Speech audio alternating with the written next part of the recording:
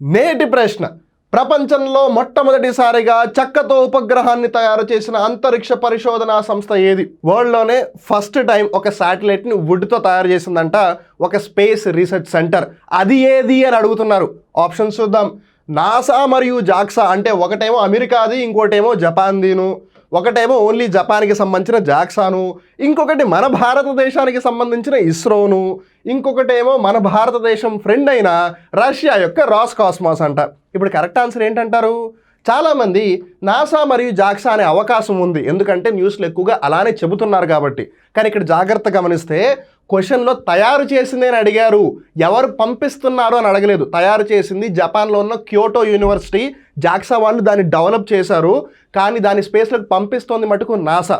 So అందుకని maybe జనాలు confuse అవ్వచ్చు. But the answer is JAXA, option 2. జాగ్రత్త గుర్తుపెట్టుకోండి. అండ్ దీని శాటిలైట్ పేరు లిగ్నోసాట్.